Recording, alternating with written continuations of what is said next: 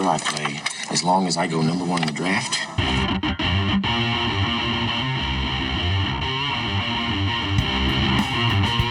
From the Erie Otters, Connor McDavid. From the London Knights, Mitch Marner. From the Western Hockey League's Brandon Wheat Kings, Nolan Patrick.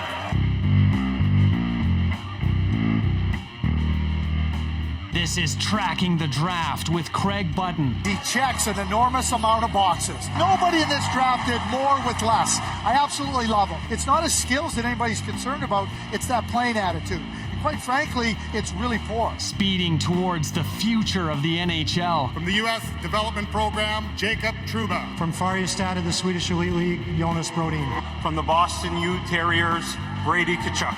He could play in the NHL next year. He's one of those guys. Here's your host, Dean Millard.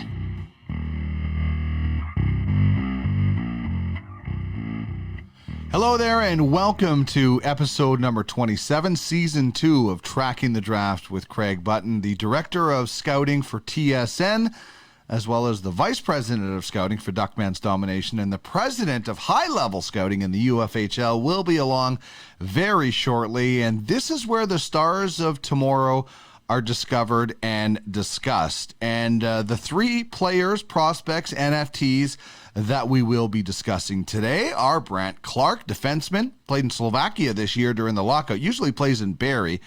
Was very good at the U18s. Ruby ISS snagged him in the original auction, futures auction, for $300 and put up 15 points in 26 games in that men's league.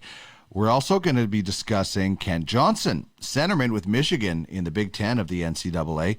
Dultac Scouting Service snagged him for $100. That is going to seem like, you can add at least one, maybe more zeros to that when he gets auctioned. I'm going to guess this is a guy a lot of people have pegged as a potential top 10 player, and he was exceptional with Michigan this year in his freshman season. And a guy that Craig has ranked 30th on his rankings, Oskar Olausson, a forward that played in the SHL. He split some time with the younger league as well with HV71. Fantalytica.tech. This is a prospect that was originally purchased, I think actually by Ruby ISS Scouting, if my memory serves correctly. I think he was, I think he might have been originally purchased by Ruby. And then what happened was the prospect was sold to Fantalytica.tech for 280 score coin. And with the SHL this year, with HV71, he had 4 points in 16 games. So that's kind of a look at the three prospects we will be discussing on today's program. And we're discussing it thanks to the Ultimate Franchise Fantasy Sports. Craig joins us on the UFFS hotline. Check out the website, uffsports.com. Get in the game where you own the game. You can scout players that Craig and other scouts are actually doing. Sam Cosentino just signed up as a scout in our world. And, of course, Craig is also the president of scouting for high-level scouting and the vice president. He's in charge for my franchise, Duckman's Domination. This show, of course, broadcast proudly on UFSN, Ultimate Fantasy Sports Network, your one-stop fantasy sports shop. If you have a daily, weekly, monthly show, if it's about fantasy sports, we'd love to talk. We do have high standards, but I'm sure we can help you meet those as well. We want to be the place everybody comes to for their fantasy sports news. Email uffsn@uffsports.com if you are interested in joining the rotation on UFSN. All right, let's get into it now with the man that is behind a lot of our scouting decisions, well, all of our scouting decisions in the UFHL when it comes to Duckman's Domination. Craig Button, right after this.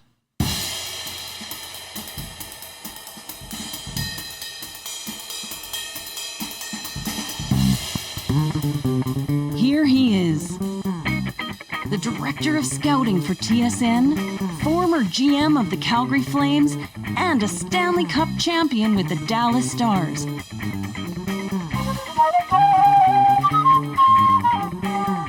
Plus, he's a sharp-dressed man with a heart of gold and a passion to match it. Craig Button.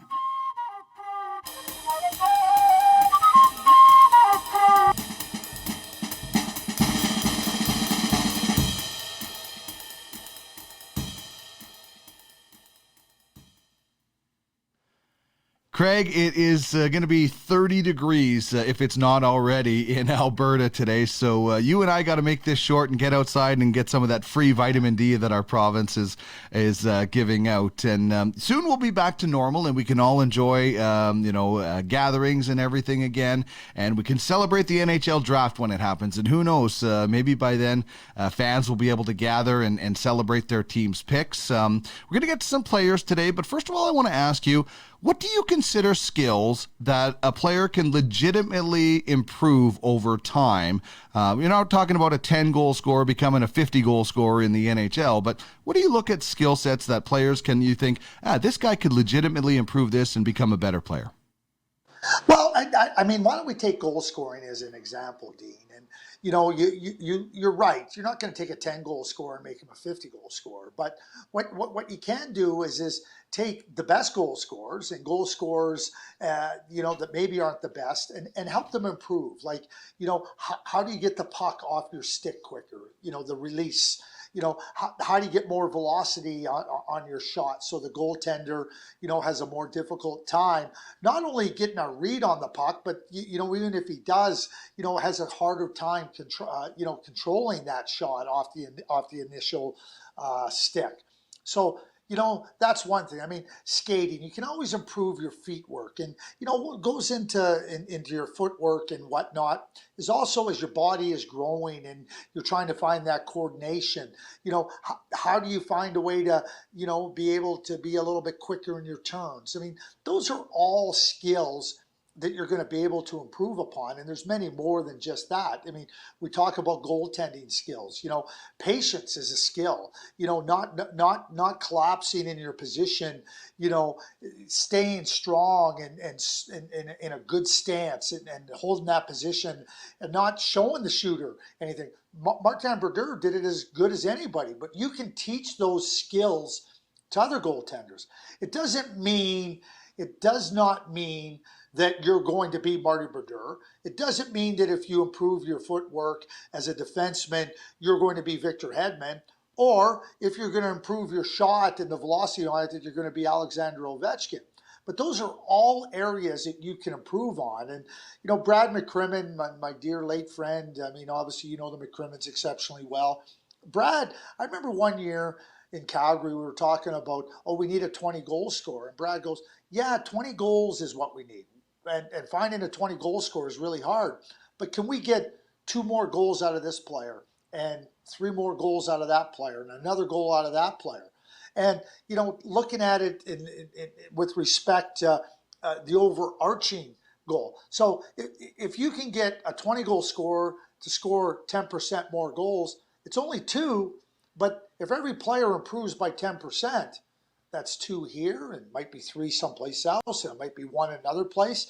And now, by everybody improving, collectively the team improves. And I think for young players and players in the NHL, always looking to try to find ways to do things better. And, you're not going to make these quantum leaps in improvement, but you can make good, strong improvements that allow you to be just a little bit better. And I'll tell you what, a little bit better is a lot in professional sports. Yeah, especially when you spread it around the rest of the team. So let's talk about our first player, our first prospect for the 2021 draft, defenseman Brandt Clarke, playing in Slovakia this year with HC Nové Zámky, and Ruby ISS owns this NFT, purchased for $300 in the original futures auction. So, he played in the OHL and was going to be a top prospect, goes to Slovakia during the pandemic.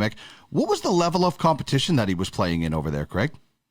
Well, it's a pro league. And when you're playing in a pro league, you're playing against older players, experienced players. And, one of the things about younger players, it's not that the skill, but trying to understand how to utilize that skill against players that have seen that skill, that have played against that skill, helps you understand how you're going to utilize your skill to make an impact as you move up in the levels. And that's part of gaining experience, and that's part of understanding, as you get older, hey, this is what you do. How many times do we hear about, a player's really coming into his own?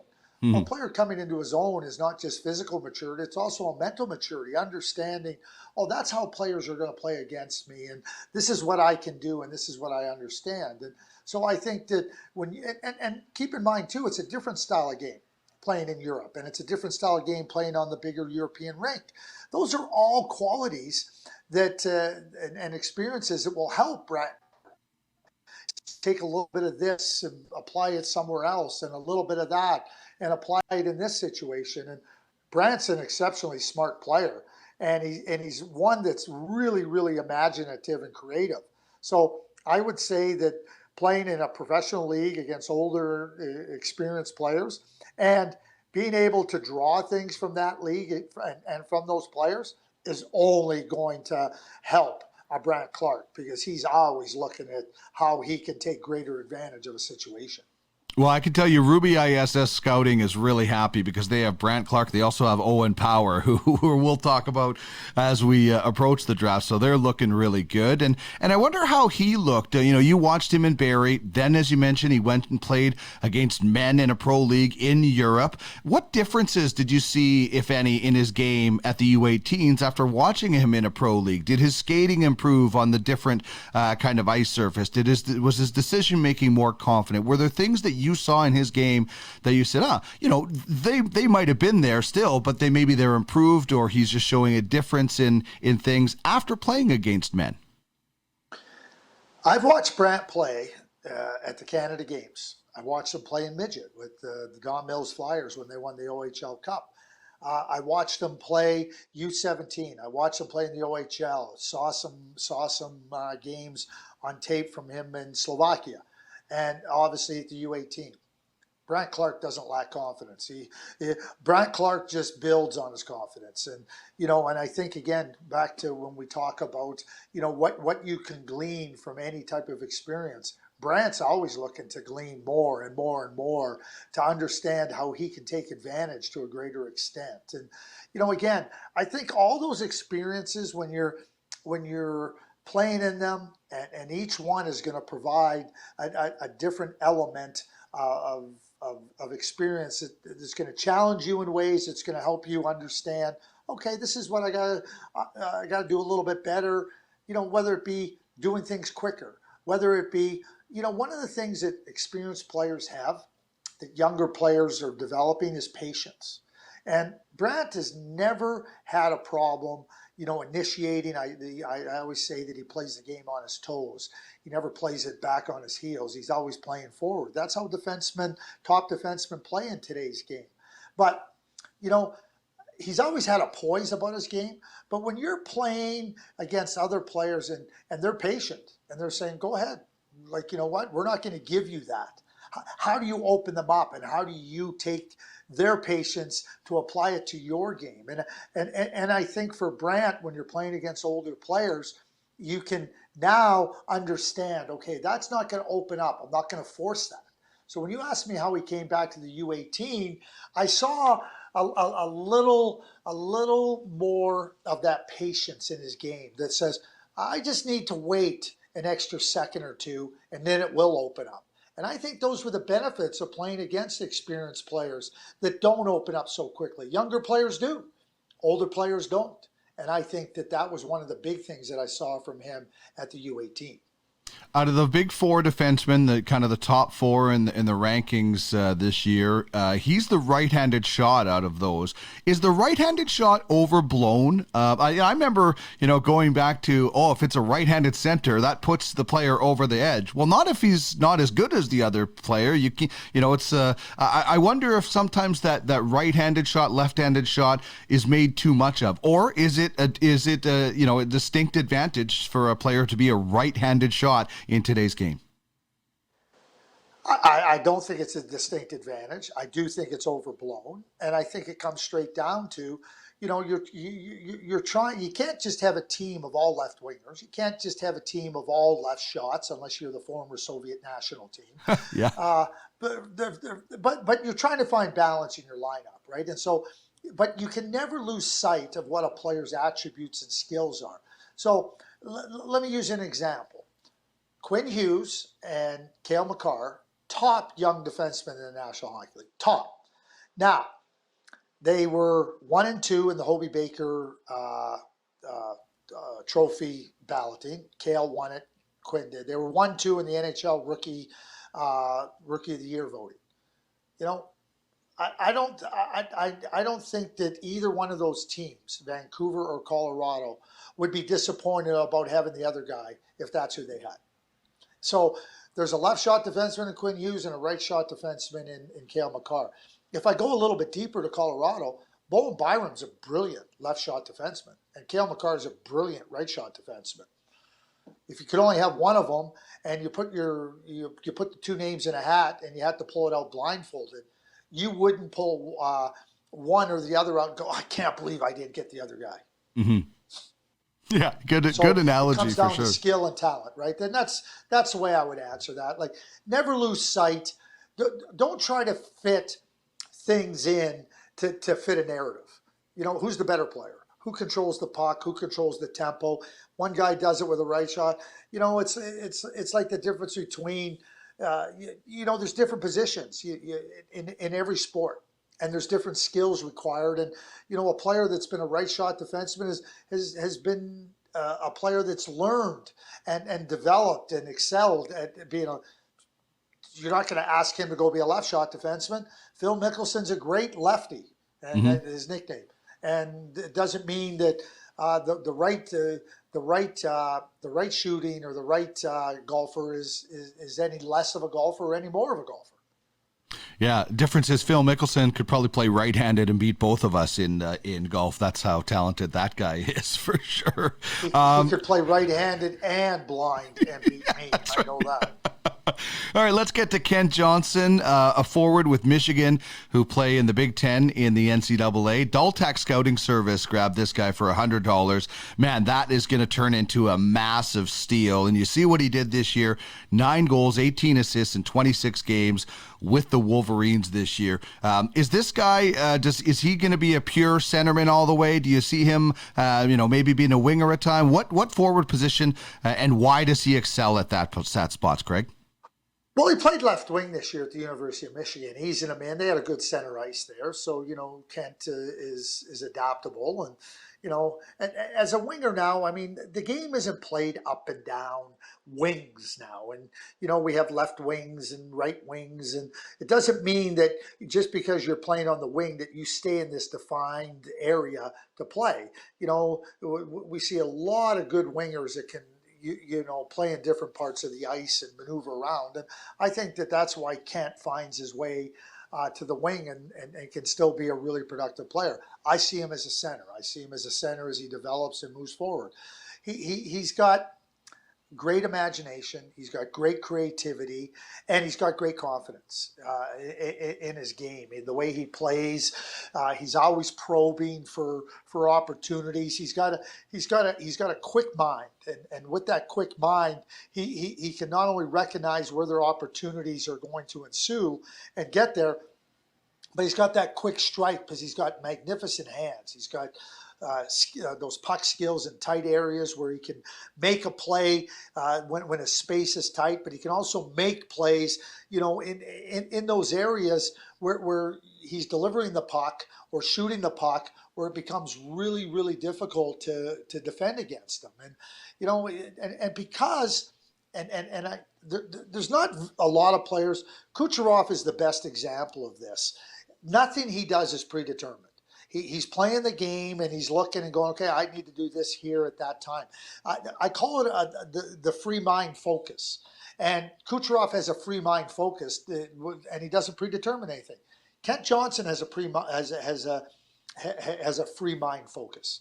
And when you can free your mind to saying, okay, I'm going to just look at the whole canvas. I'm going to look at the whole entire landscape to determine what I'm going to do. I'll tell you what, it becomes even more open for you because more opportunities are considered, not less. And I think Kent has that ability, and he's got the real good skills to be able to take advantage.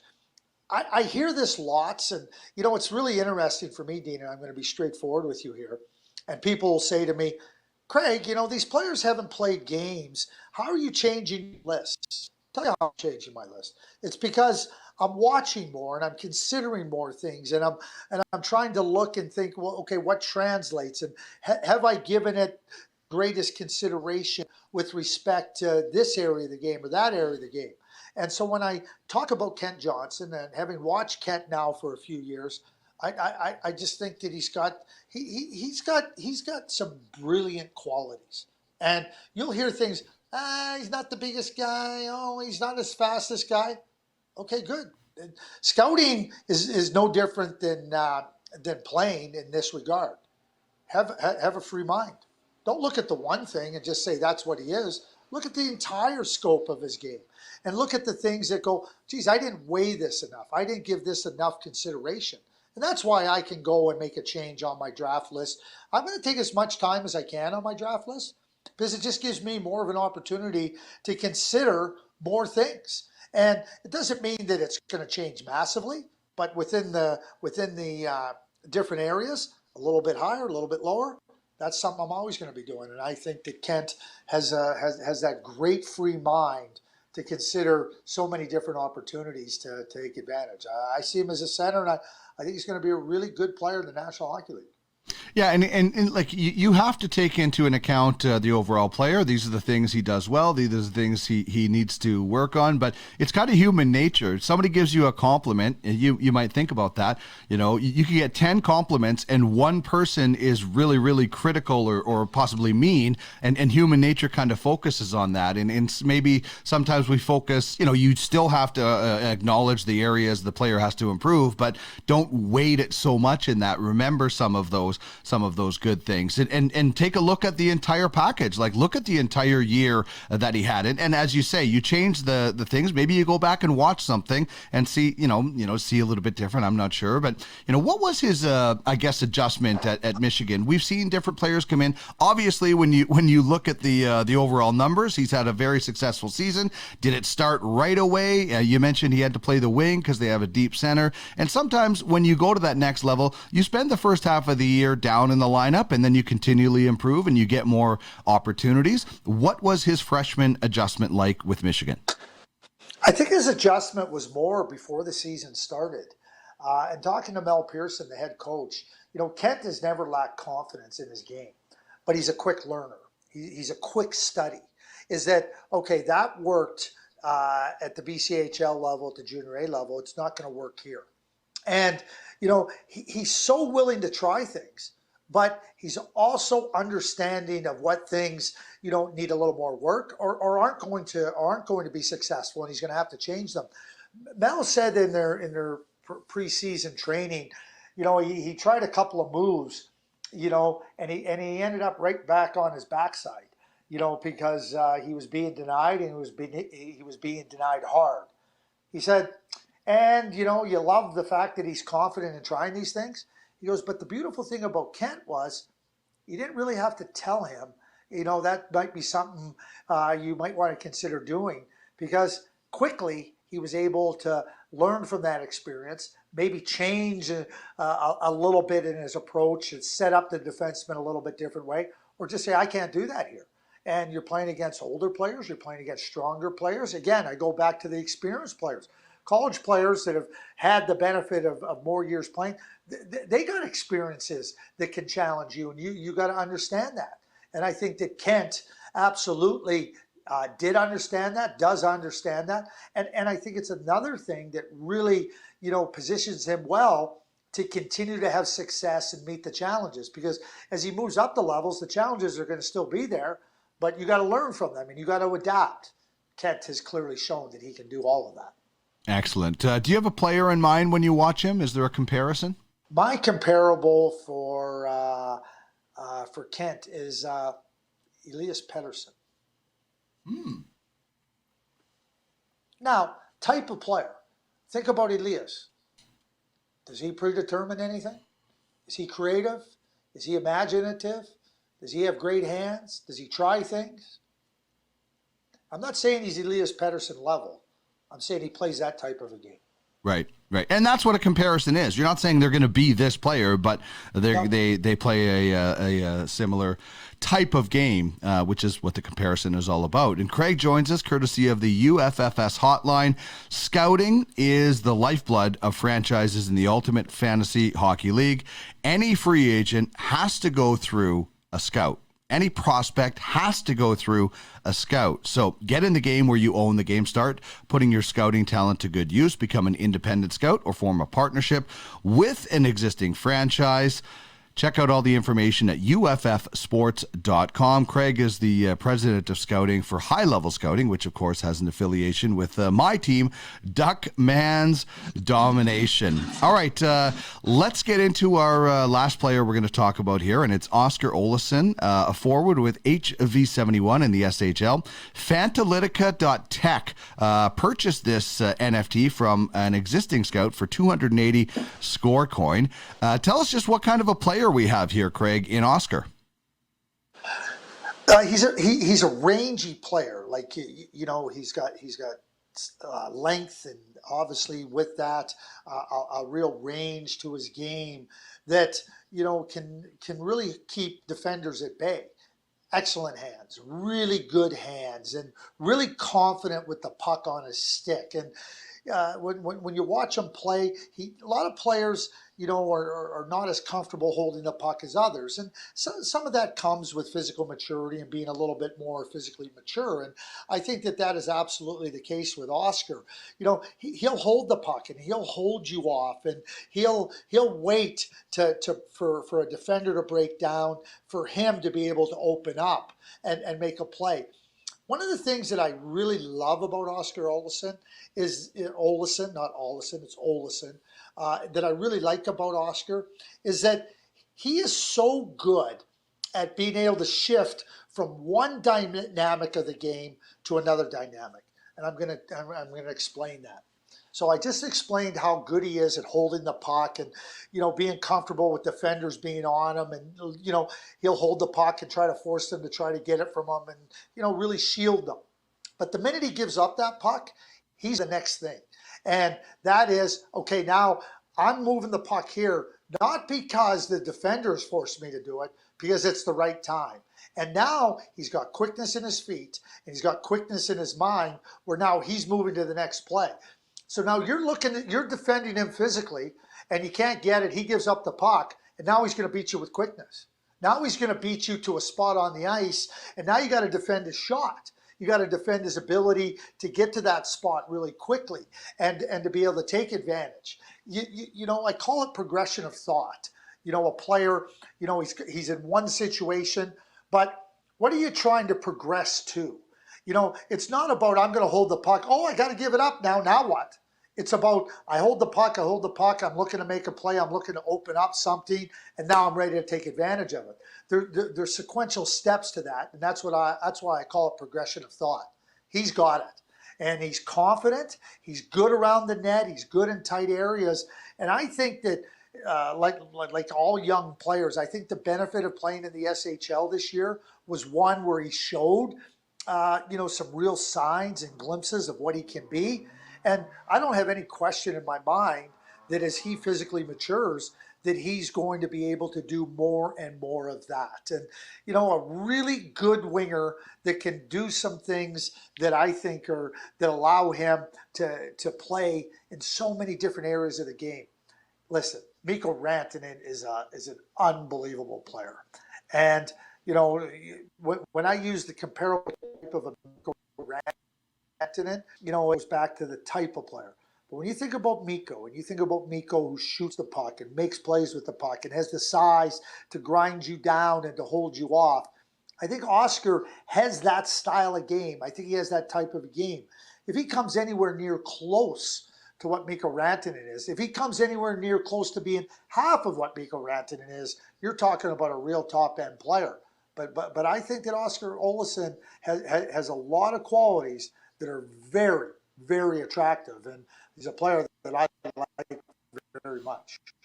Well, we talk about players sometimes, outplaying their expectations. We talk about that. Hey, how did they get this guy here? If Oskar had all the packages, we'd be talking about him as a top 5, maybe top 10 player, like some of the other guys. But what are some of those things? And we talked about it earlier, things that player can work on.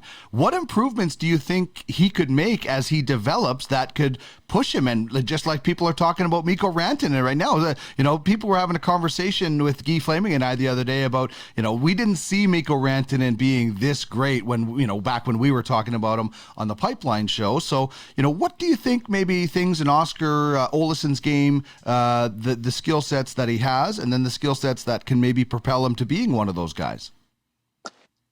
Yeah, and it's a great question, and it goes back into a scouting evaluation, right? It's really easy to observe the obvious, right? It's really easy to observe a great skater or somebody that has a great shot or somebody that handles the puck with exceptional ability, right? Those are obvious. But just because things are not as obvious doesn't mean they can't be developed. And, when we talk about what translates to the NHL, there's certain qualities that absolutely translate. Quick mind. You have to have basic elements, not basic, but you have to have the NHL quality elements, skating, thinking, competitiveness, puck skills, whatever your role is. Now you're going to slot different areas of the thing, but what ends up happening is that you're looking at 17-year-old and 18-year-old players that haven't come close to developing. So what they are at that particular age, you're observing, and it might not be as obvious. And that's where the projection part comes in. And that's what makes scouting of 17 and 18-year-old players, and I specifically go to hockey and baseball, so demanding and so challenging, because there's so much development that has to occur for these players to reach that potential. And so what you're doing is saying, in the case of Mikko Rantanen or in the case of Braden Point, just to use a couple, you're looking and go, okay, what could they be like? We know what we see here, okay? He's not the biggest guy. He's not the fastest skater. And now this goes into trying to, okay, how hard does the player work? How committed is he? How does he take direction? What is our belief based on previous experiences for this player to be able to advance and progress? And that's so just because we don't see, what Mikko Rantanen is today, back then, was there any idea that he was that back then? He got high in by the Colorado Avalanche. But, when you go back in drafts, and we do this all the time, you go back and you say, how did they get that player here and there? You and me have talked about this team. The 2012 draft, the best player in that draft is Andrei Vasilevsky. He was the 19th pick overall. He's the best player. There's nobody picked before him or after him that's better than Andrei Vasilevsky. So why did he end up at 19? There's a lot of reasons. Why did Nail Yakupov go 1 and Alex Galchenyuk go 3? And why do we arrive at this point now where it's clear who the best player in that draft is? Clear as clear can be. And you go back, and if it was that obvious, well, guess what? He would have been the first pick. And Nikita Kucherov in his draft year would have been the first pick. It wasn't obvious. And that's what makes scouting so challenging. And, teams and individual scouts are trying to do this every single day. Okay, here's what I think. Okay, is there anything that should change my thinking? Is there anything more I need to add that where I think this player is a little bit better, or he's not as good as I thought, or, and you're comparing within groups, right? Always with the idea that you're looking to what the prerequisites are to play in the National Hockey League. But that's as simple as an answer as I can give when you're looking at the draft. Well, and that's just the one D. You still got the other D, development, that comes into play, and just because a player is taken in one spot, maybe he's not developed properly, and that's why he gets passed by other players in that draft. So you can that's just the first step, and then there's a lot that comes after it. And you mentioned draft as this, it's been challenging. Scouting is challenging, but this year and last year even more so. This year more so than last year, because at least you had 3 quarters, almost a full season. But no combine last year, no combine this year. You can still do the interviews, and that's very important. But is it a problem for teams to not be able to have that physical testing going on where they can actually look at it and that whole combine process? Is that an issue, do you think, this year, or is it just something that the scouts are going to have to say, hey, we don't have that. They didn't have that information for a long time. I guess I'm asking is the combine as important to scouting in hockey as it maybe is in some or other sports? I think the combine is important, and I think it's important for a lot of reasons. You're trying to get as much information as you can to gain as much confidence as you can on the players you're considering selecting, and the physiology of players. The strength and conditioning coaches that can watch a player and look at and try to project as best as they can. Remember, they're trying to project as well as they can and saying, we think that this player with 2 more years, 3 more years, and working with him and his willingness to work and strength that comes with it, his skating will improve to this extent. And so that becomes information that helps you gain that confidence to make that projection down the road as well. So it really is important, and everybody's going to weigh it differently, and everybody's going to look at this area of evaluation as opposed to that. But it's all the areas that you put in together. Meeting a player, going on the background, the analytics, the video, the live viewings, everything comes in to the overall evaluation. So it is critical, and it is incredibly valuable for the teams. Because again, I'm going to emphasize, what you're trying to do is gain as much confidence in your evaluation that in terms of projecting these young players. Number 2 is, I wouldn't call it a problem. It's a reality this year. It's a problem if it's something you could rectify. Then you got to ask yourself, why haven't you rectified it? Why haven't you solved that problem? This is a reality. And I think based on last year now and what the NHL teams went through, what did they learn from last year going without the combine? Doing Zoom calls and interviews and not having the benefit of some things that, really are helpful. So, you're progressing, you're trying to advance, and you're trying to look, okay, this is where we're at this year. This is the reality of the situation. And quite frankly, Dean, it becomes now, how do we maximize our situation to the greatest extent possible? You can't bemoan things that you cannot change.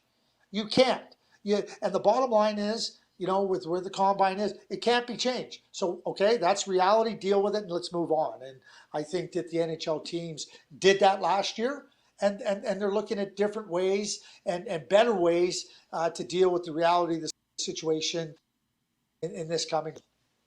Well, and it's not like the pandemic has only happened to like the San Jose Sharks. Every single team is in the same boat. It's not just one team so you're you're a level playing field as every other scout, and it's whatever team adapts the best, and as you said, just okay, this is what we control. Let's control it and leave the rest of it in the hands of fate, as it might be. And 7 more weeks, Craig. 7 weeks from now, we'll be doing our final pre-draft show. Everything seems to drag out in the pandemic, but the draft is rushing forward. So can't wait to count down to the top players in the draft as we move forward to those dates in late July. Thanks as always for your time, your passion, and your knowledge, Craig.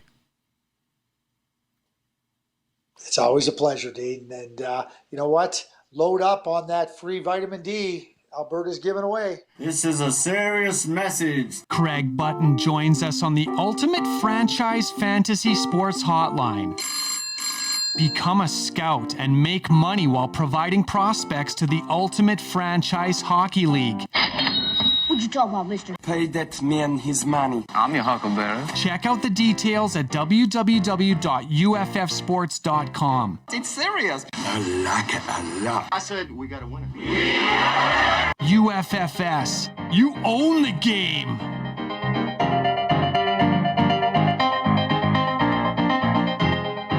All right, in the next little while, we are going to bring you Craig's Counsel. Actually, it'll be the last show of season 2. So probably 2 weeks after the draft, the week after the draft, we'll recap it. And then the week after that, we'll wrap up with another Craig's Counsel. Basically, it's story time and scouting tips. So if you want to know about how to scout a specific position, player, anything like that, if you have other questions about the scouting world in general, that's good. Or if you just want to hear some funny stories and some great stories from Craig in his many, many years in the hockey game. Remember, his dad started NHL Central Scouting. His mother was a secretary for Punch Imlach. He's been around the game since he was born, and he's come in contact with some of the greatest people in the game. So he's got a lot of great stories and some fun stuff. If you'd like to get in a question for that, shoot me an email, trackingthedraft@gmail.com.